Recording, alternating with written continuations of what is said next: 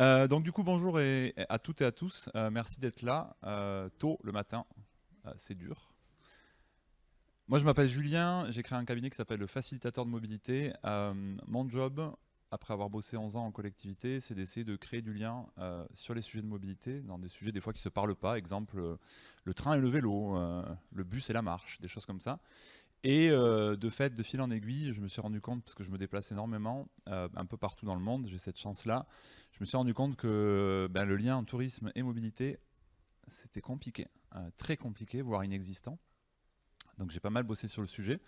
Et donc c'est de ça dont on va parler aujourd'hui. Alors l'intérêt de cette première table ronde, vous allez voir, on a un parterre d'invités qui est très important, c'est d'essayer de décrypter ce lien entre la mobilité, on va dire des visiteurs, on va pas dire que du touriste parce qu'on n'est pas forcément à faire une nuitée obligatoire dans les sujets dont on va parler.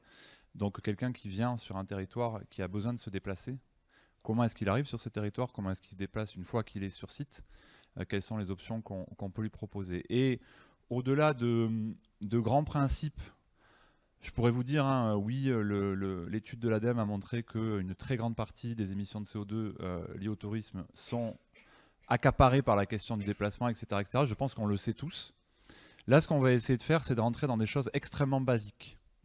D'où le terme et d'où le titre de cette conférence et de cette table ronde, commençons par les basiques. On va essayer de prendre des choses extrêmement concrètes, mais finalement, qui a dans pas tant d'endroits que ça. Donc, c'est quand même des exemples très intéressants pour essayer de pousser ce lien entre mobilité et tourisme, de proposer des choses qui fonctionnent, et de démarrer par ça. Et après, si vous avez une ambition incommensurable et que vous avez des budgets illimités, on sait tous que c'est le cas, vous pourrez faire d'autres choses. Mais déjà, en commençant par ça, qui sont des fois des outils très peu onéreux, très basiques, on peut arriver à faire des choses. Alors du coup, avec 4 manettes dans la main et 2 micros, c'est compliqué. Du coup, moi, je vais pas faire grand-chose ce matin. En général, c'est moi qui parle, mais là, ça va pas être moi, donc c'est très bien, ça m'arrange. Je vais plutôt laisser la main à des expertes et experts du sujet. Encore une fois, ce matin, on va vraiment être dans des démonstrations, on va vous parler un peu, on va introduire chacun des sujets, et après on va vous faire des démos, c'est-à-dire qu'on va vous montrer des outils, on va vous montrer des choses qui fonctionnent, qui sont opérationnelles. Donc ça va être quelque chose de, ce matin, encore une fois, de très concret et très basique. Donc d'abord, je vais présenter Diane Gerbeau, qui est en charge du développement de Komoot. On verra si certains, je sais que certains savent ce que c'est parce qu'on a déjà eu des fans en arrivant, mais si d'autres ne le savent pas, elle va vous le présenter tout à l'heure. Merci d'être là, Diane. Ensuite, Michel et Camille du CRTL Occitanie, donc Comité régional du tourisme et des loisirs. Merci d'être là aussi. On a Grégory Guzot de Antidote. Alors lui, c'est plutôt côté tout à l'est, Savoie, Haute-Savoie, c'est ça Savoie ou Haute-Savoie? Voilà, c'est pour ça. C'est comme pour le coup le dernier, le landais. Alors on dit landais, gascon.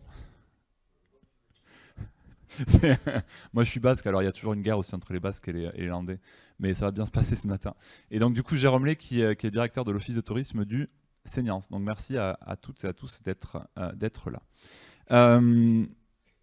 Donc il est à peu près 9h06, il doit être 9h07 on va dire. On va prendre sujet par sujet dans un premier temps. Donc on va, de manière assez rapide quand même, assez synthétique, vous expliquer ce que fait chacune et chacun de ces intervenants, quels sont les outils et les dispositifs qu'ils ont créés. Dans un deuxième temps, on essaiera de rentrer sur des questions un petit peu plus profondes, la question de la donnée, de l'open data, des difficultés qu'ils peuvent avoir au quotidien. Et enfin, on essaiera de se garder 10-15 minutes de questions. Je vais laisser la main pour commencer au CRTL Occitanie. Et juste en introduction, pourquoi on commence par le CRTL Occitanie?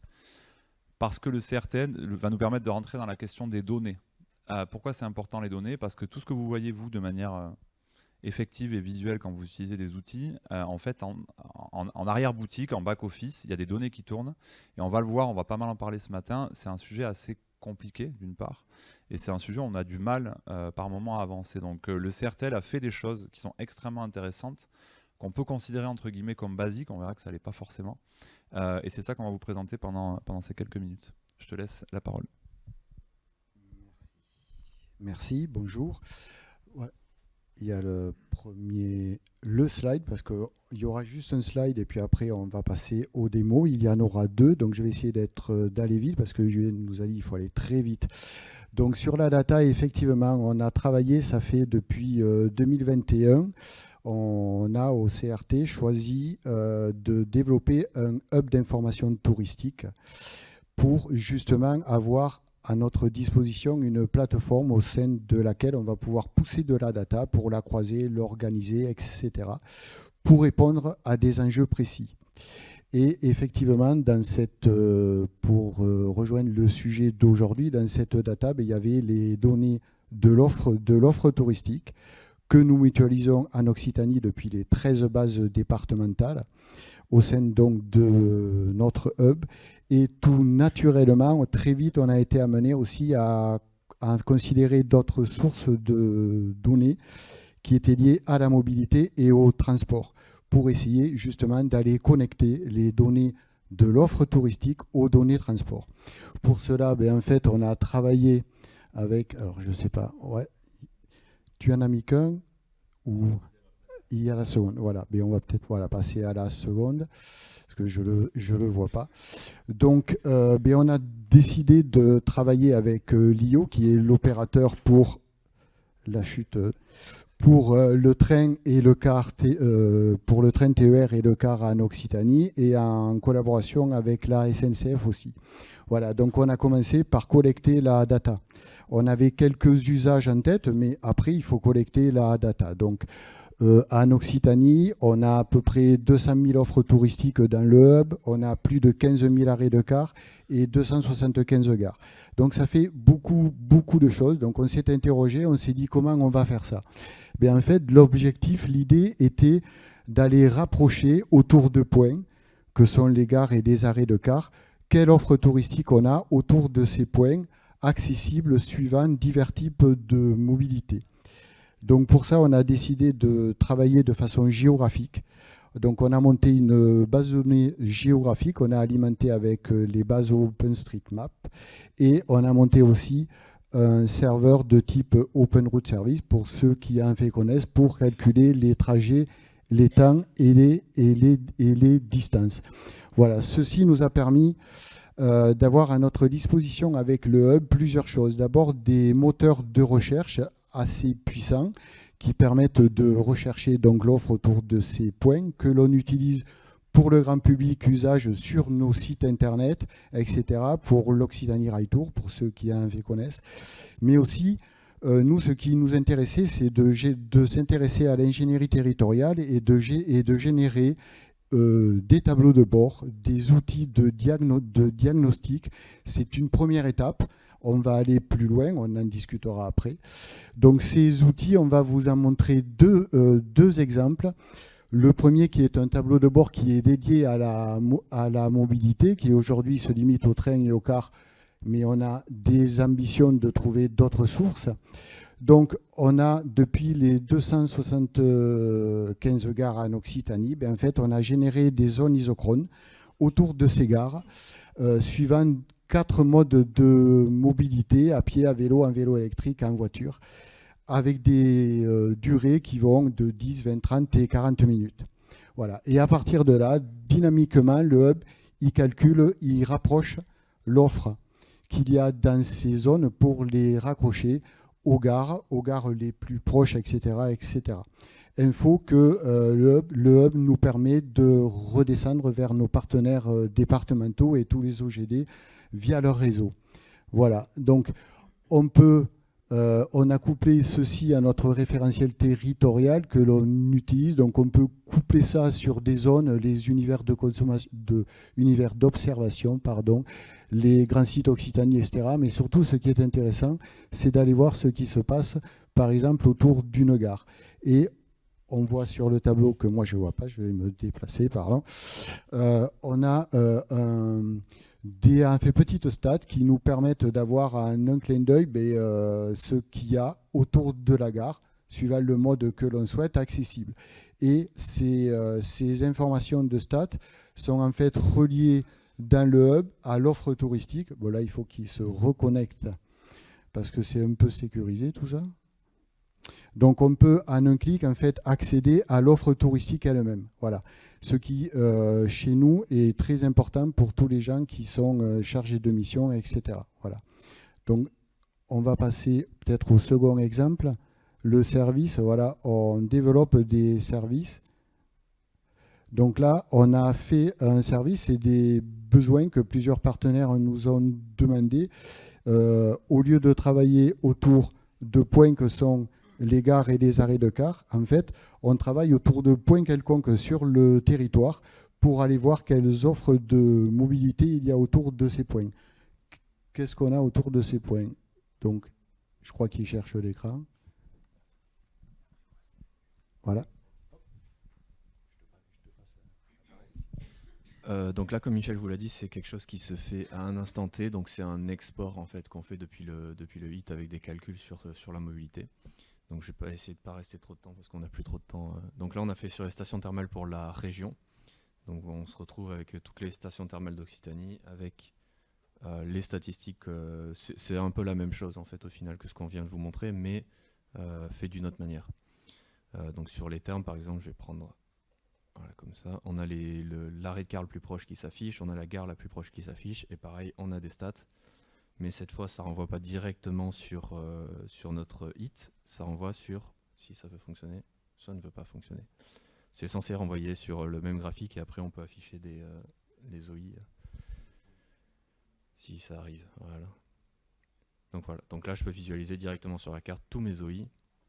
Donc là j'ai choisi, je sais plus quoi, la restauration, quelque chose comme ça. Et par contre je peux aller, cette fois, pour chaque fiche individuelle, je peux aller sur le hit à partir de cette plateforme. Parfait, c'est un exemple extrêmement concret, merci. On voulait démarrer par ce premier sujet parce que c'est assez important le fait de lier la donnée... Enfin, globalement, le lien entre la mobilité et le tourisme, il est souvent compliqué à faire. Et le premier sujet, c'est qu'on se rend compte qu'il y a un cloisonnement entre ceux qui exploitent la donnée tourisme, ceux qui exploitent la donnée transport. Ça, c'est une première possibilité de les lier, que ce soit, comme ça a été dit, pour faire du diagnostic, mais on peut penser que derrière, il y aura des usages autres. Donc, c'est un exemple très concret qu'on voulait vous montrer pour expliquer que les choses sont possibles. Vous pourrez discuter après avec eux pour aller plus loin. Deuxième exemple dont on voulait vous parler, et là en fait on va dire c'est un deuxième étage de la fusée, c'est le fait de dire, une fois que ces données elles tournent, une fois qu'on a créé, qu'on a généré des données, comment est-ce qu'on fait pour les rendre accessibles, lisibles et surtout je pense utiles. Et là du coup c'est le Seniance qui va nous montrer comment, je pense que le terme ça va être comment il arrive à secouer les données, et comment en secouant les données il arrive à en faire quelque chose de manière physique, mais aussi de manière numérique. Pareil, hein, 5-6 minutes. Ouais, je vais continuer à secouer alors. Bonjour. Donc, vite fait donc. Le Seniance, un office de tourisme et un tiers-lieu. On a vraiment réinterrogé tout le concept récemment. Et donc, on a créé une structure qui s'appelle le seniance.com. Puisque alors le territoire Seniance, Côte-Sudland, vous verrez, il y a des cartes après. Et l'idée, c'était de faire un office de tourisme et un tiers-lieu avec l'idée de s'adresser davantage aux habitants et de faire d'un office de tourisme, en 2 mots, un office de tourisme, des loisirs, de la mobilité, de la culture, en s'appuyant sur des outils cartographie en open data évidemment, OpenStreetMap, on fait beaucoup de billetterie aussi, et le tiers-lieu nous permet de travailler avec des associations et le tissu local, etc. Sur le thème qui nous préoccupe aujourd'hui, donc on travaille avec Territoriaux, qui a développé des cartes spécifiques qu'on va voir, qui nous permettent d'avoir un peu la main sur les fameuses données dont on parle. C'était un souci pour nous que d'avoir... Je vais là-bas si tu veux. Non, 1, 2, 1, 2, 1, 2, ça capte toujours. Trop bien.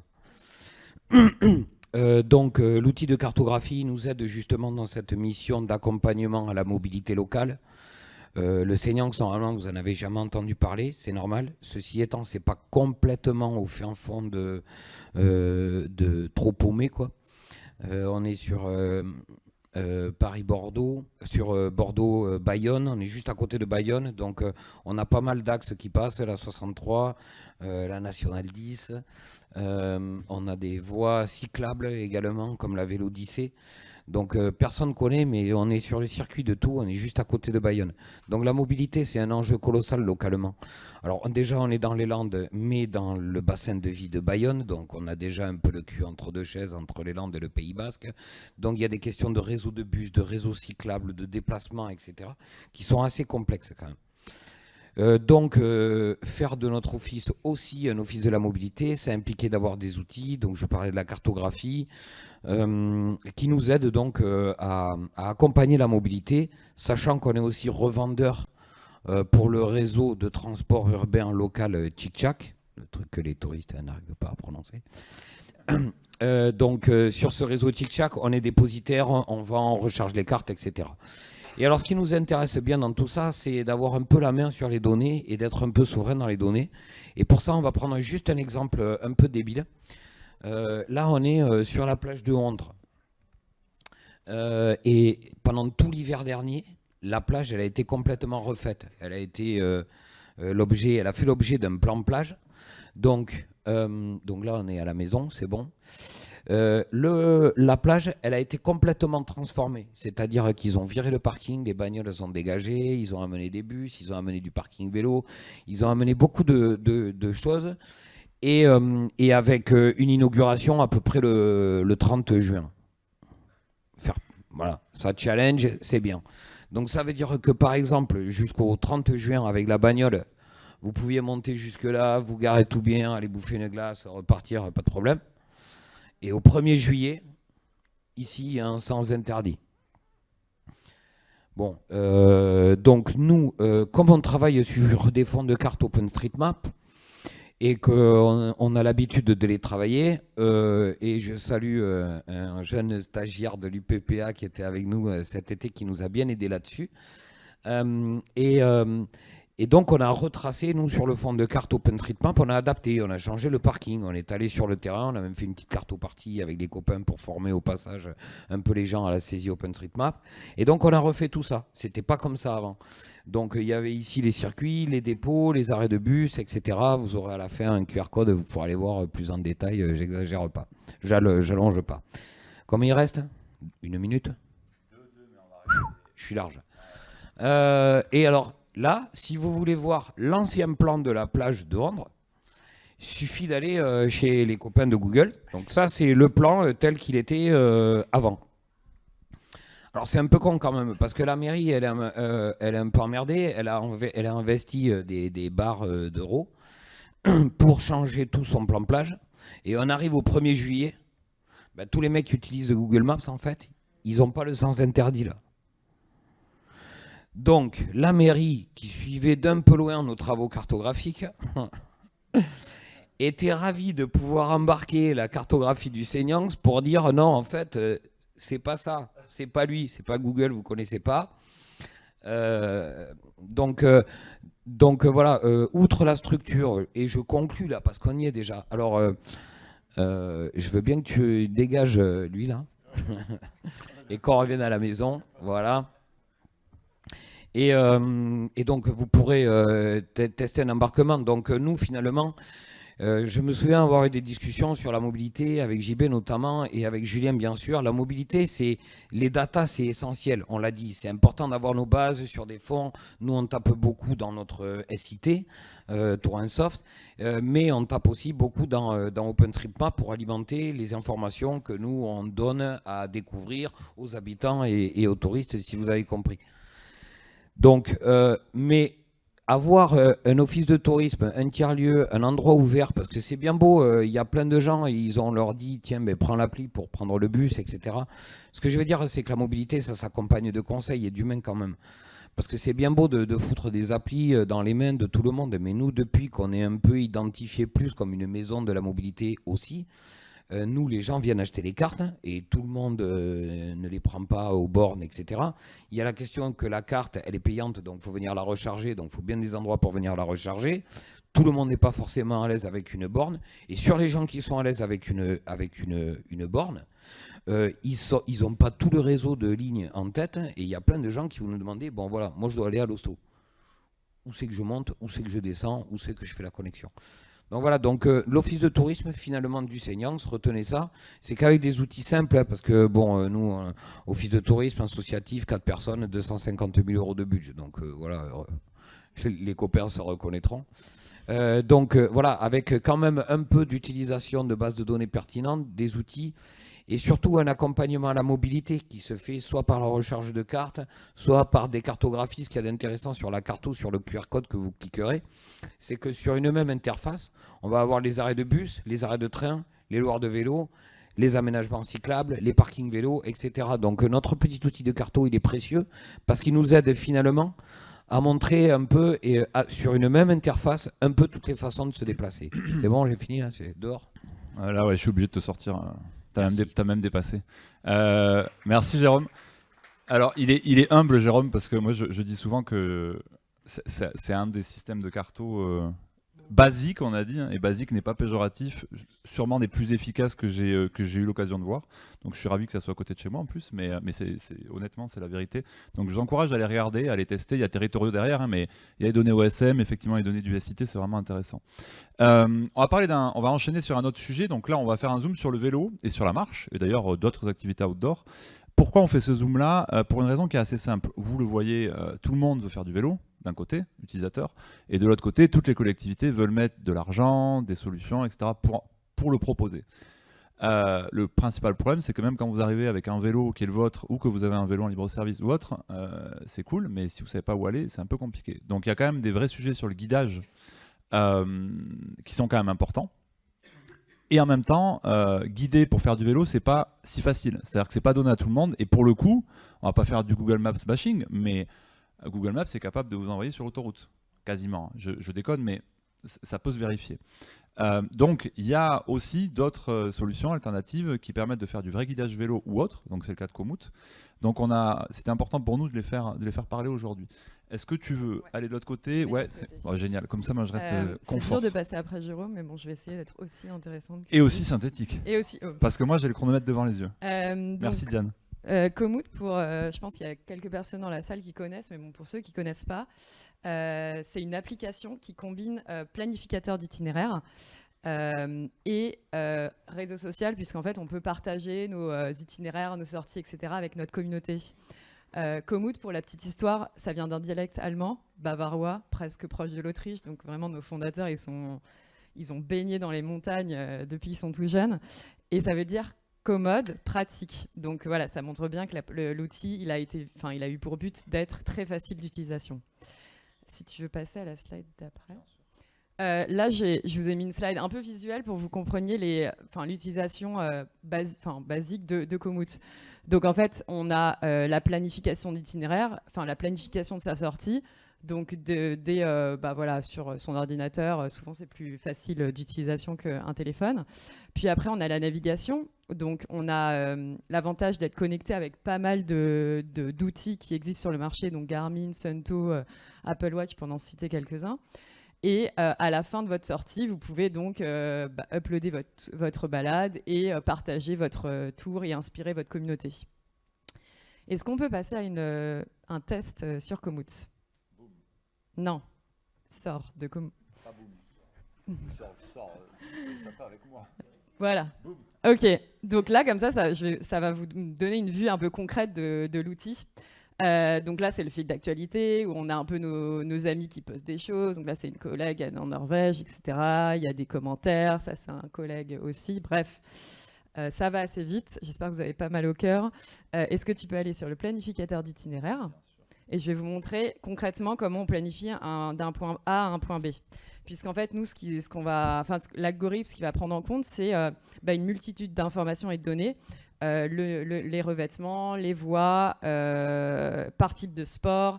Et en fait, il va combiner toutes ces couches d'informations, des données qui viennent d'OpenStreetMap, je n'ai pas précisé, mais... Et en fait, il va proposer du coup des trajets. Donc si par exemple, on part de Pau, on tape Pau. Voilà, hop, tu mets démarrer ici. Et on va aller à Anglette. Retourner en... Donc, destination, je mets Anglette. Allez. Ok. Donc là, on a mis un type de sport cycliste sur route, mais on peut changer d'autres voilà, de types de pratiques. On a pas mal de pictogrammes qui On va se mettre en gravel. aller en gravel. Conditions physiques, on peut aussi changer puisque du coup ça va adapter. Sportif, voilà, aller simple. Et en fait, en gros, si tu déroules, hop, par ici, voilà, tu vas pouvoir voir en fait les types de chemins et les types de surfaces. Donc après, en surbrillance, on voit à peu près où sont, comment est qualifiée donc la voie. Il n'y a pas d'autoroute. On est d'accord. A On est bon, on est bon. A priori, c'est bon. Après, on peut toujours retravailler le parcours si on veut se zoomer un peu, rajouter par exemple ce point de passage. Hop, les vues sur les Pyrénées, ça nous semble intéressant. On inclut à l'itinéraire. L'itinéraire va retravailler. Bref, on peut retravailler comme ça son itinéraire point par point et que ça nous aille. Voilà, et l'outil donne des conseils aussi pour utiliser. Donc ça, c'est la planification d'itinéraire quand on a vraiment une idée de l'itinéraire d'un point A à point B. Si en revanche, on est à... va dans l'onglet découvrir, s'il te plaît. Ouais. Et si en revanche, là, on a envie d'avoir un peu des inspirations, puisque j'ai vu que, par exemple, Julien était à Anglette, il a fait pas mal de sorties de vélo. Donc là, si on met Anglette, hop. Alors, attends. Ouais, mais... Attends, juste... Non, ouais, recommence.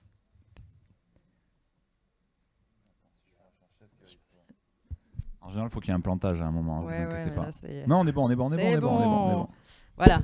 Donc là, il y a des itinéraires donc l'algorithme va pousser, qui sont des itinéraires de la communauté et ou alors de nos éditeurs qui ont travaillé pour nous.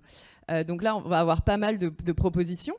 Et en haut, on va voir qu'il y a pas mal de filtres aussi. Donc, on peut mettre un rayon qui est plus ou moins large. On peut mettre une durée particulière, une difficulté, une élévation, etc. Et donc, en fait, les sorties vont être proposées. Et on va avoir une vision assez claire de où est-ce qu'on peut aller avec, encore une fois, toujours des informations techniques, les points de passage, les points d'intérêt et voilà. Le dénivelé. Et le dénivelé surtout qui est intéressant et important quand on veut prévoir une sortie, surtout dans le Pays Basque. Voilà, donc on a un super profil. Voilà, là on est sur un beau challenge. Et enfin, donc là c'est des itinéraires assez bruts quand on a vraiment une idée de ce qu'on veut faire. Si par contre tu regardes vers Narbonne, si tu mets Narbonne ici. Et non pas Arbonne. Non. Là, on va de l'autre côté. On va vers chez nos collègues de l'Occitanie. Si tu déroules ici, hop, voilà, on va avoir ces vignettes qui vont permettre de donner un peu plus d'informations. Donc, c'est un format de collection, donc c'est un format un peu éditorial où l'utilisateur il va pouvoir avoir des idées sur le territoire, qu'on va pouvoir lui parler donc, de la région en question. Et si tu déroules rapidement, puisqu'on y reviendra peut-être après, il y a à chaque fois les étapes qui sont expliquées. Donc du coup, après, l'utilisateur peut retravailler et ensuite partager à sa communauté. Voilà, c'est un aperçu très rapide. Ouais. J'espère que vous avez... Et on avait mis un QR code, c'est ça, pour si vous voulez tester. Si vous voulez voir ma sortie dans les Pyrénées cet été. Voilà, c'est ça. Merci beaucoup, Diane. Donc là aussi, un exemple très concret. Et ce qui est important sur la question du vélo, c'est la même chose sur la question du piéton, parce qu'on a focalisé vélo, c'est que c'est pas si facile à intégrer à une appli de calcul d'itinéraire. C'est-à-dire que le vélo dans Maps, par exemple, ou dans d'autres applis généralistes, vous n'avez pas forcément des choses qui sont très faciles à comprendre sur le dénivelé, sur la difficulté, sur les aménagements cyclables, etc. Donc c'est un des sujets, à l'inverse des transports publics, où des fois il y a besoin d'applications spécifiques. C'est pour ça qu'on souhaitait vous en montrer une parmi d'autres. On va terminer sur un sujet qui est un peu plus compliqué. Non pas qu'il soit compliqué à comprendre, parce que finalement, là, on s'est dit, il y a la donnée qui est en dessous, qu'on ne voit pas, mais qui est extrêmement importante. On reviendra dessus sur les différentes questions. On a des applicatifs, ou en tout cas des manières d'utiliser cette donnée relativement du plus simple au plus compliqué. Là où ça devient un petit peu plus sensible, c'est quand on se dit il nous faut l'information, mais aussi potentiellement pouvoir réserver des choses. dont ce dans le jargon on appelle le MaaS, Mobility as a Service, qui en vrai ne veut absolument rien dire. Je pourrais vous en parler pendant des heures. Mais en gros, prenons en compte le fait que si on veut être informé correctement, attention, hein, correctement, avec des choses qui sont valides, et potentiellement essayer de réserver correctement, ben c'est là que ça devient un peu plus compliqué. Donc là, on a voulu avoir un exemple qui est assez pionnier, je pense, sur le sujet, où on essaye de lier ces deux sujets, le tout en liant la mobilité et le tourisme. C'est ce que fait Antidote. Donc première question que je voulais te poser, parce qu'on en a parlé avant, c'était, et très très rapidement, hein, les problématiques que, en gros, quand vous vous êtes lancé dans cet enfer, à quoi vous avez été confronté, et après je crois qu'on bascule sur une vidéo. Bonjour.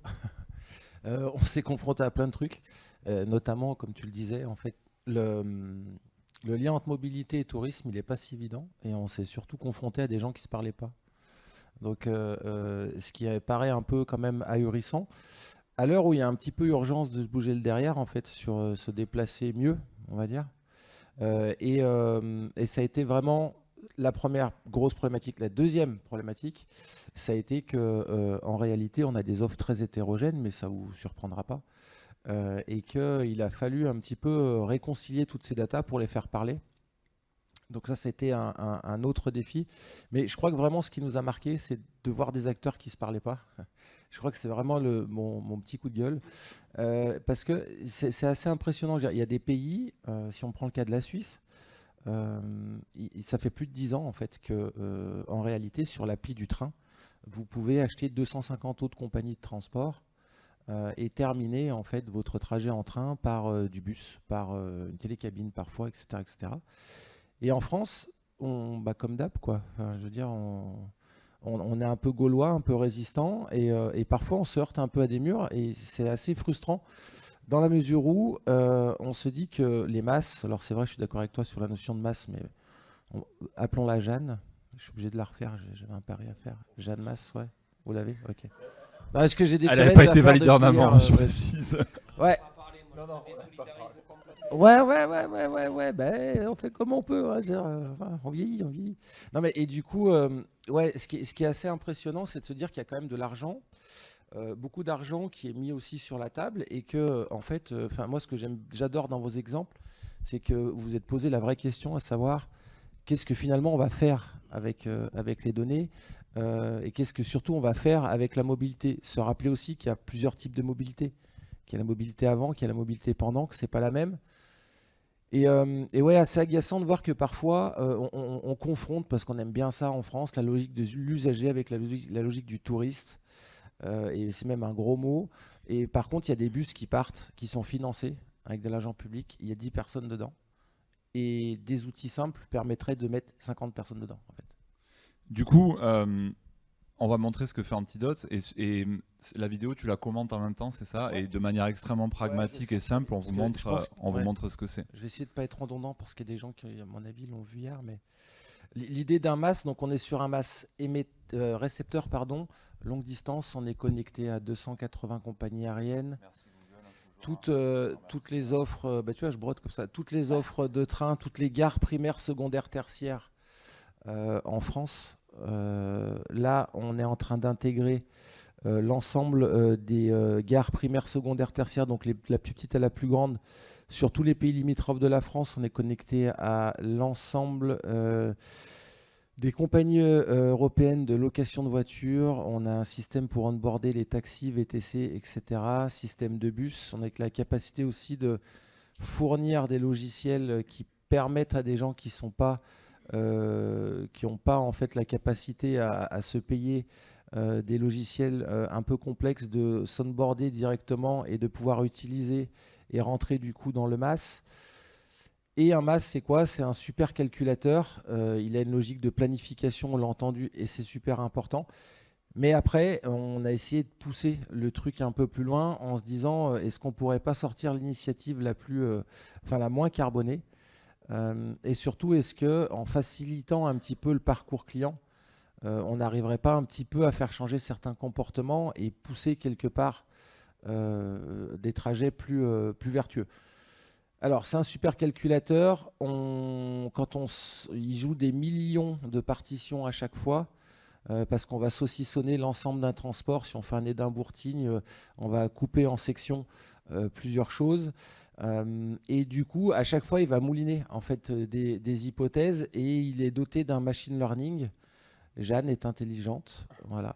Elle n'a pas fini en poussière comme sa collègue d'Arc. Pardon, j'étais obligé de la refaire. On se désolidarise aussi. Ouais, vous désolidarisez. Ok, et ben voilà, c'était donc. Et du coup, non, ce qui est intéressant, c'est qu'il apprend des requêtes d'avant. Il apprend des requêtes d'avant et surtout, ça va lui permettre d'optimiser en fait la restitution des itinéraires et ça va lui permettre de lui proposer des itinéraires toujours plus pertinents. L'objectif à la fin, c'est de faire quoi aussi? C'est de se dire qu'on va monter on pourra monter avec les destinations qui nous font confiance, un vrai observatoire de la mobilité justement, pour pouvoir faire en sorte de remonter de la donnée qui peut-être aidera certains éclairés à prendre de meilleures décisions. Parce que à terme, si on imagine par exemple pour Go Savoie-Mont-Blanc, qui est l'initiative ici, qu'on a plus de 25-30 stations, en fait, on va être capable de se dire qu'est-ce qui manque et aller voir par exemple la SNCF si on pense qu'il manque du train, mais avec des données qui va permettre de pouvoir prendre une vraie décision en fait. Voilà. Voilà, en gros, donc il y a plein d'usages. L'usage, c'est la facilitation, espérer changer les mœurs, essayer d'optimiser de l'argent public ou des structures parce que parfois, il y a les choses, mais on n'a pas l'info, et espérer changer un peu les comportements. Voilà. Merci. Pendant que la vidéo tourne et se termine, juste là aussi commenter, c'est un élément qui est très important. Ça a été dit, hein, il y a vraiment la notion de planification, il y a le moment où on est dans la mobilité pour se rendre à destination et le moment où on est sur place. La planif, c'est un moment où le rapport au signal prix est particulièrement important, c'est-à-dire qu'on a la capacité de comparer, on est confortable dans son canapé, etc. Le problème, c'est comme il a dit, souvent il y a plein d'offres, c'est cloisonné, c'est extrêmement éclaté et c'est vraiment compliqué de faire de bout en bout mobilité plus destination. Donc ça, c'est des outils qui, oui, sont à la base des outils techniques, mais qui offrent la possibilité de changer un peu la mentalité dans la planification. Après, il y a des outils sur le moment où on est en mobilité, il y a des outils sur le moment où on est arrivé, etc. Mais ça, c'est un outil qui est important. Pourquoi c'est important aussi? Pour une raison qui est assez simple, c'est que... Alors, je vais essayer de faire deux choses à la fois, ce qui n'est pas très facile quand on est un homme. Voilà. Pourquoi c'est aussi important? Pour une deuxième raison, la mobilité vers la destination et la mobilité sur la destination, on va dire qu'il y a des leviers pour les collectivités pour faire évoluer ça. C'est-à-dire que vous avez les offices de tourisme, vous avez les sites de destination, vous avez potentiellement l'application mobile quand vous êtes sur place, etc. La planif, finalement, c'est encore quelque chose qui est très très lié au monde privé, entre guillemets, et pas au sens péjoratif du terme. C'est-à-dire qu'en gros, tout le monde fait ce qu'il veut. Et du coup, chacun fait son truc. Donc le fait d'avoir des initiatives comme ça qui permettent de proposer des choses intelligentes et bien faites en amont du voyage, c'est quelque chose qui est vachement important. Et après, on essaiera de traiter en tant qu'entité publique la suite. Mais si on ne traite pas déjà cette planif, on a perdu un bout du dispositif. Donc, il faut saluer ce genre d'initiative parce que ça paraît simple, et ça va être un peu les questions de maintenant. Tout ce qu'on vous a montré, ça paraît hyper simple. Parce qu'en fait, on vous a montré des produits finis. Donc en fait, on a commencé cette conférence par la fin. Le vrai sujet, c'est comment on arrive à ça. Donc moi, avant que vous posiez des questions, moi j'ai deux questions pour les différents invités. Une première question qui me tient particulièrement à cœur, c'est l'open data. Donc pour ceux qui trouvent que c'est un sujet un peu jargonneux, l'ouverture des données publiques, c'est-à-dire toutes les données qui peuvent servir à faire des projets publics, hein, tu as insisté là-dessus. Ça fait une dizaine d'années qu'on est là-dessus. Moi, ma première question, elle est extrêmement basique. On en est où? Et est-ce que c'est encore compliqué pour monter ces projets d'accéder aux données? Parce que c'est quand même un vrai sujet, et je le redis, ce sont des données publiques, ouverture de données publiques. Qui veut répondre, répond. 3-4 minutes, après j'ai d'autres questions sur OpenStreetMap, etc. Et allez-y, on peut mettre les pieds dans le plat. Hein. Alors on est en France. Pourquoi c'est simple? Quelle question enfin? Ok. Non, c'est la misère, ouais. Non, c'est hyper compliqué. On s'en sert un peu, mais alors que, pareil, là encore, tout le monde devrait avoir. Toi, tu connais. Alors, je ne sais pas si tout le monde connaît les données GTFS. Ouais. Ces données qui donnent la latitude, la longitude, le sens de passage, la charge, l'horaire, etc. ce qui pourrait faciliter la vie de plein de gens, parce que derrière, on peut réutiliser, faire de la planification ou de la réservation.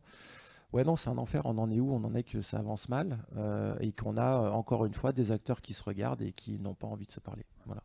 Il n'y a pas très longtemps, j'avais écrit un papier qui disait l'open data est mort, vive l'open data, alors que ça fait 10 ans qu'on avait commencé. Occitanie, j'ai la même question, parce que vous, c'est pareil, vous utilisez données en open data. Est-ce que c'est dur? Est-ce que c'est encore la galère? On en parlait lorsqu'on est arrivé ce matin. En fait, il y a 10 ans, on y croyait. Aujourd'hui, on y croit beaucoup moins. La data est une denrée qui a une valeur grandissante, et même la data qui devrait être publique ne l'est pas et ne le sera qu'avec injonction. En fait, on voit que ce soit des institutionnels ou des privés, ils ont de la data, ils la gardent. Même en payant, on ne peut pas l'avoir. Nous, on prend toujours, on s'est épuisé à essayer d'avoir sur l'Occitanie les bornes de recharge électrique. Aujourd'hui, c'est un truc, c'est du service public en quelque part. Ça fait partie des plans nationaux européens. Impossible. On a une donnée parcellaire sur le territoire, et c'est même pas à jour. C'est sur l'open data national, c'est une catastrophe. Et tous les réseaux sociaux autour de ces bornes qui ont la data à jour en plus, avec une grosse communauté qui se met à jour, etc., même en l'achetant, ils ne veulent pas la donner. Même si on la paye, non. Donc voilà, donc c'est une grosse impasse à ce niveau-là. Mais on va enchaîner sur une même question, mais ça c'est un sujet qui est important aussi, parce qu'encore une fois, s'il n'y a pas la base des données, on a du mal à faire des produits. Donc ça veut dire que ce soit des produits publics, faits par des publics ou faits par des privés, peu importe, on s'en fiche. Là on a les deux exemples, c'est très bien.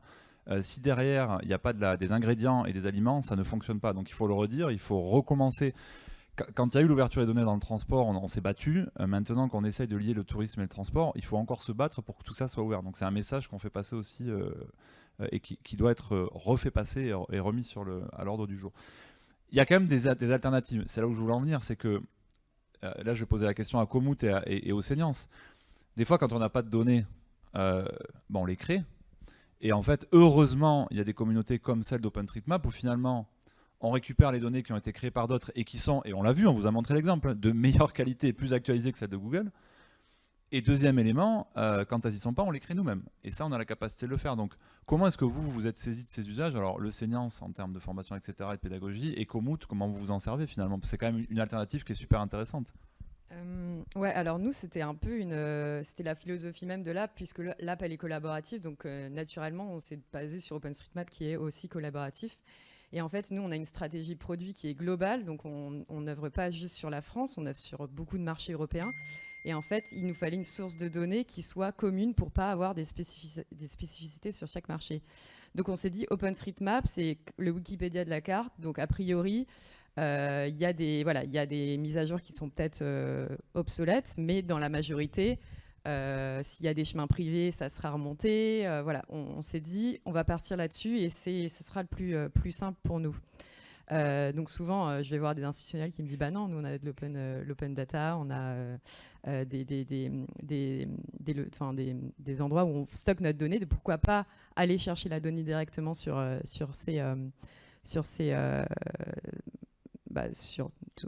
pour n'en citer que quelques-uns, Happyday, Tourinsoft, Datatourisme, etc. Voilà, ça serait beaucoup plus simple pour nous, effectivement, mais voilà, c'est un parti pris de l'entreprise de se dire, on prend sur OpenStreetMap, c'est collaboratif, il y a une mise à jour assez régulière. Et en fait, on voit que de plus en plus d'institutionnels utilisent OpenStreetMap et mettent à jour aussi leurs données là-dessus, puisqu'en fait, Komoot n'est qu'un des multiples acteurs qui utilisent cette plateforme. Et donc on peut être utilisateur et contributeur. Donc Seniance, par exemple, vous, c'est typiquement le cas. Ah ben nous, complètement, on récupère le max de ce qu'on peut. Nous, on va chercher dans les données dans notre SIT, hein, c'est comme ça qu'on fait partout, je pense. Sauf qu'on vient l'abonder avec la donnée d'OpenStreetMap. Dans OpenStreetMap, soit il y a déjà, souvent quand même, c'est quand même à jour. Et puis quand il n'y a pas, nous on fait, et puis à chaque fois qu'on le fait, on montre aux gens avec des cartoparties comme j'évoquais là, où on forme en fait de pair à pair, avec des bières et du café, quoi, je veux dire à la cool. Hein. Mais n'empêche que ça nous permet de gonfler un peu l'armée des soldats, de contributeurs, et on arrive à aller assez vite. Sur la récupération des données, ça dépend des interlocuteurs. Nous, on est en sitcom, par exemple. Il nous lâche toutes les données de tous les points de tri, de qu'est-ce qu'on peut trier sur chaque point de tri. Il joue le jeu. Et il a compris qu'en fait, moi, il m'a dit, le gars, le boss, il m'a dit, mais en fait, tu vas faire la pub de mes points de tri. Ben ouais. Eh bien, vas-y, je t'envoie. Voilà, donc là, on récupère et on rajoute une couche sur notre carto. Et sur notre carte, on peut afficher tous les points de tri. Et après, je vais voir Keolis. Je dis, DSP, loi numérique, voilà, champion, vas-y, quoi. On t'attend sur OpenStreetMap, là. Donc, il met des trucs, des points de tri, voilà. Et le mec, il me répond, oh, non, mais moi, tu comprends que je peux pas quand même me mettre payé en webmaster juste pour partager nos données de transport. Ah ben si, ouais. Ben si, en vrai. Donc là, je galère un peu pour récupérer ces abribus, etc. Donc, par défaut, quand nous on est pressé, qu'on a besoin de cette info, ben nous on va la taper dans OpenStreetMap et on va rajouter un abribus et on va dire qu'il y a un siège et qu'il est couvert, qu'il y a un parking vélo à côté, etc. C'est ça la clé quand même. Mais pour récupérer les lignes. Non, mais ça, ça non, mais dire, sérieux, les gars, quoi. Ça, mais, j'allais dire, donc là, c'est un gros sujet parce que souvent, on n'a déjà même pas la remontée des lignes ou des points d'arrêt. Mais ce que tu dis est important parce que là, on a parlé d'autre chose. L'abribus, savoir si c'est abrité, potentiellement, est-ce qu'il y a une pharmacie à 5 minutes autour, etc. Et là, il y a un autre travail qui est fait sur Mapillary, qui est encore un autre outil qui est en open source, de pouvoir potentiellement prendre une photo, une vidéo pour venir agrémenter encore une fois. Et là, ce qui est intéressant, c'est pareil, c'est que ce travail, si toi, tu le fais pas, en fait, il n'est pas fait. Ouais, mais ça remonte un petit peu le dernier rendez-vous là. Bon, j'étais pas encore bien chaud comme ça. Et puis surtout, j'avais pas de copains quoi, parce que nous, quand on est parti sur la carto, on était quand même un peu tout seul quoi. Sauf que là, on a des copains qui sont sur le territoire, Anglette, Bidart, etc. Donc j'attends un peu. Et après, on va aller, je vais aller chercher les copains et on va retourner chez le gars. Faire un sitting. Ouais, non, mais même pas en fait, sitting, parce qu'il y est tenu légalement en fait, le gars. Donc, c'est juste qu'il veut pas l'entendre. Mais il y a un moment, bon, moi tout seul, Jérôme, en short, voilà, pas hyper crédible peut-être, et puis c'était il y a 5 ans. Là, je vais mettre une chemise. Non, je déconne. Mais par contre, on va y aller avec des copains de Anglette, etc. Et on va lui dire, mais t'as donné. Mais là, les bus, mais vas-y, il nous la faut. Parce que sur notre carte, pouvoir articuler la data des transports en commun avec des pistes cyclables, avec des sentiers de rando et avec tout ça, ça a du sens quand même. Donc voilà, moi je pense que le fait qu'on y aille un peu tous et qu'on soit un peu tous un peu plus utilisateurs d'OpenStreetMap, ça permet aussi d'inverser un peu le rapport de force et d'aller voir les gros billes là, et de leur dire, voilà. Merci bien. Jérôme, tu sais que je partage tes propos. Moi, je suis aussi timekeeper malgré tout, et il reste 10 minutes. J'aimerais bien que celles et ceux qui veulent poser des questions le fassent. On prend 10 minutes, voire plus, parce qu'on a débordé. Juste 2 règles. 1, vous vous présentez. 2, questions courtes. Une troisième, quand même. La première question est gratuite, la deuxième est payante. Donc, restez sur une question, s'il vous plaît. Bonjour, Géraldine Huette de la Fédération réunionnaise de tourisme à La Réunion. Et moi, j'ai une question aussi bien pour Grégory ou le CRT Occitanie. En fait, vous mettez en lien beaucoup de solutions de transport. Est-ce que vous arrivez toujours à tout lier ou est-ce qu'il y a des trous dans la raquette? Et quand il y a des trous, comment vous les traitez? Parce que nous, des trous, on en a plein. Merci. À vous de jouer pour la réponse. Moi, je m'occupe que des questions. Oui. Ah, et réponse synthétique aussi, évidemment. Ouais, non, mais attends, je te pose une question, il faut que ça monte. Je réponds. Voilà, bon. Ouais, il y a des trous dans la raquette. Il y a les mêmes inégalités en transport qu'il y a partout. Donc, effectivement. Trous à la raquette que tu peux quand même combler avec différents moyens de transport. Quand il manque, en fait que tu le crées, c'est ce qu'on a dit tout à l'heure. Donc, nous, on a essayé de monter un système qui permet à ce que, quelque part, demain, chauffeur de taxi, un bus ou un loueur de poney aussi puisse arriver à rentrer, avec une vraie logique, dans une logique matricielle qui permette d'être embarqué dans cette aventure. Mais ouais, il y a des vrais trous dans la raquette, je te confirme. Occitanie, n'oubliez pas que le poney génère du carbone aussi. Hein. Enfin, juste je le dis au passage, mais du méthane plutôt d'ailleurs. Est-ce qu'Occitanie a une réponse également? Oui, en fait, les trous dans la raquette, oui, il y en a partout. De l'Occitanie, c'est grand, on en a aussi. En fait, c'est la data qui répond. Pour combler les trous, il faut avoir la data, c'est simple. Et moi, je rebondis avec ça sur ce que disait Grégory. Si les gens se parlent, les trous, il n'y en aura plus. Hein. C'est vite fait. Et en fait, le problème qu'on a aujourd'hui, c'est que les institutionnels de la tourisme, nous, on monte en compétence, on fait des travaux qui ne sont pas de notre ressort, ce n'est pas notre métier à la base. Et on s'arrête où? En fait, chacun son métier, ils le font beaucoup mieux que nous, donc il faut se parler, etc. Et si on travaille ensemble, on ira. Parce qu'aujourd'hui, il va falloir aller vite sur la mobilité. Parce qu'il y a d'autres gros acteurs internationaux qui vont prendre la place sinon, quoi. Et OpenStreetMap est une très bonne réponse aussi pour combler les trous. Nous, c'est l'étape d'après. On prend OpenStreetMap au niveau POI et on fonce aussi. Voilà, c'est notre étape d'après. Je ne sais pas si j'ai répondu à... Est-ce qu'il y a une ou d'autres questions? On a l'occasion d'en prendre. S'il y en a derrière aussi, vous avez le droit. Hein, parce qu'en fait, les gens se mettent derrière parce qu'ils sont fatigués. Du coup, ils ne posent pas de questions après. Bonjour, Nicolas Monseigne, ADT de la Vienne, Poitiers, tout ça, c'est par là-bas. Je voulais revenir, Jérôme, sur l'exemple que tu donnais de 30 juin, donc avant la saison, check. On change le jeu. Donc toi, le job, il est fait en amont, la donnée, etc. Mais le problème, comme tu disais si bien, c'est que vous êtes partout, mais finalement, vous êtes jamais la destination, ce que je comprends de ce que tu disais. Par contre, les gens, eux, ils vont à destination et ils utilisent leurs propres outils et ils utilisent l'afro-américain. et la question, c'est comment finalement, ça me fait un peu penser les débats qu'on avait il y a bien longtemps sur les SIT et comment on arrive à finalement, où est-ce qu'on met la bonne donnée. Donc la donnée, tu l'as, tu choisis une plateforme libre, super. Sauf que finalement, si derrière on n'a pas l'usage, ça devient compliqué. Donc comment vous avez géré les bouchons le 1er juillet au matin et comment vous gérez ce truc-là de diffusion d'air? Réponse courte, hein, parce que la question était longue, donc tu as moins de temps pour répondre. Hop, ça y est, c'est monté. Ben non, mais après on utilise. Après, nous, on est chez nous quand même. Alors, non, mais c'est vrai. On est chez nous, c'est-à-dire que nous, on embarque. On a une carte print déjà qui sert à envoyer sur la carte web. Et là, on a du QR code, on en met partout. On en met à la plage avec les MNS parce qu'on est chez nous et que les MNS, on les connaît et que sur le tableau d'affichage de la plage, ils vont planter, ils vont relayer le QR code ou l'URL de la carte. La mairie, en amont, elle va foutre quand même aussi son QR code sur le bulletin municipal. Donc, on va y arriver par le bulletin municipal, par nos supports print, par les réseaux sociaux. Enfin, je veux dire, on fait ce qu'on peut, quoi.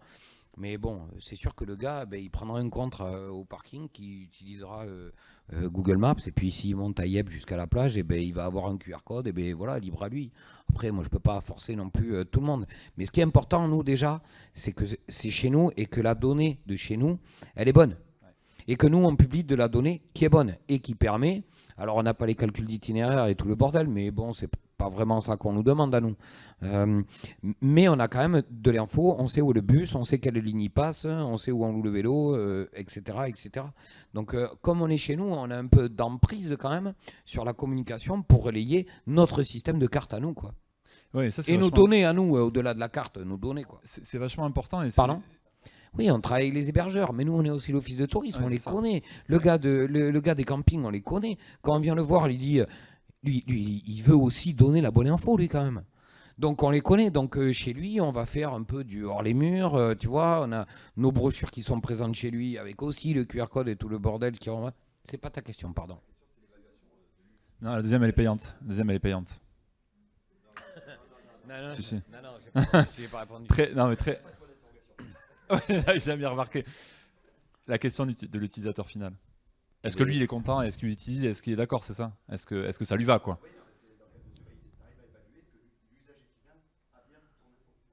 Eh bien, c'est pas dur. Moi, il y a 5 ans, j'avais pas de carte web.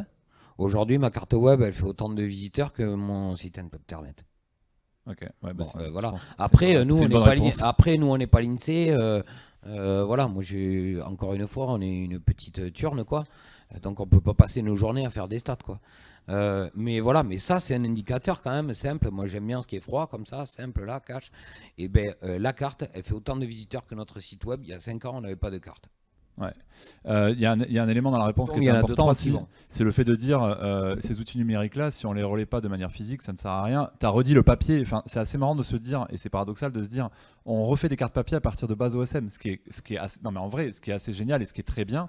Et les QR codes, ça c'est pareil, je veux dire, ça fonctionne, c'est hyper bien, c'est natif maintenant sur tous les smartphones. Et effectivement, il faut en foutre partout. Et les gens, ils vont bien se rendre compte qu'à un moment, l'information elle est meilleure là qu'à Google. Et à un moment, ils changent. On les empêchera pas à l'arrivée sur place d'utiliser Maps. Faut être honnête. Faut être honnête. Par contre, après, quand ils vont voir eux-mêmes que, de toute façon, le truc du parking de Londres, il est très clair. Le mec qui va arriver avec Maps, il va pas être content. Hein. Enfin, très clairement. Hein. Non mais. Donc, Et le pire, c'est qu'ils viennent gueuler chez nous, quoi. le SAV Google. Alors, heureusement, on a un bel écran tactile, michto, tout ça, et on lui montre, ah ben ouais, t'avais qu'à aller sur notre carte, et tout, tu vois. Ça, c'est la meilleure des récompenses. Est-ce qu'il y a une dernière question, sans vouloir mettre la pression, mais il va falloir qu'elle soit extrêmement bonne. Et sinon, on va conclure parce qu'on est dans les temps, on a tenu la montre. Dernière question ou pas? Non? Bon, bah alors à ce moment-là, on va conclure parce qu'on est dans les temps. Alors, juste quelques mots de conclusion. Donc déjà, merci de votre écoute et de votre participation à 9h. Juste, c'était important pour nous de montrer qu'il y a des solutions simples, on en appelait ça basique. Faut quand même être clair, enfin conscient d'une chose. D'ailleurs, je dirais que c'est un peu comme quand vous voyez des gens en t-shirt, il faut se méfier, c'est pas des rigolos. En règle générale, derrière, ça envoie. Je dis pas ça pour moi. Les solutions simples, elles imposent, on dit toujours dans l'informatique, le front-end, ce qui est devant, plus il est basique, plus il intègre de la complexité en arrière-boutique. Donc le back-office est complexe. L'exemple d'Antidote, c'est très clair. Le Seignant, c'est pareil. Ce que fait l'Occitanie, c'est pareil. Komoot, c'est pareil. Donc il faut bien se remémorer une chose, tous ces outils qui paraissent basiques, pour pouvoir les générer, pour pouvoir faire en sorte qu'ils soient utilisés, et je crois que ça a été la question de monsieur, hein, il faut qu'elles soient utilisées, parce que si ces outils-là ne sont pas utilisés, ils ne servent à rien. Et on ne fait pas des outils pour se faire plaisir. Je crois que les outils dont on vous a parlé ce matin, on a montré que c'est des outils qui sont extrêmement utiles. Mais encore une fois, pour les faire tourner, il faut des gens, premièrement, il faut le redire, il faut des humains, la machine ne tourne pas toute seule, premier élément. Deuxièmement, il faut de la donnée. On voit qu'on a encore des vraies difficultés sur ces données pour les rendre accessibles, pour les mixer, etc. etc.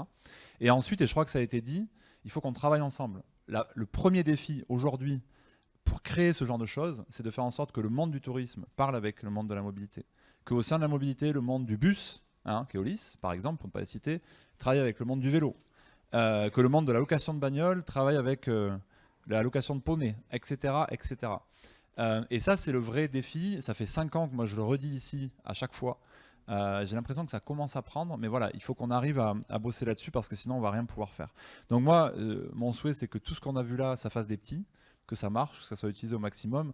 Et encore une fois, c'est des exemples simples, mais si tout le monde fait ça déjà, je peux vous assurer qu'on va passer déjà un cap qui est quand même extrêmement important. Merci pour votre écoute, on vous lâche à l'heure, vous avez le droit de partir dans les autres conférences maintenant, et n'hésitez pas surtout à poser des questions et à les applaudir à nos participantes et participants. Merci encore.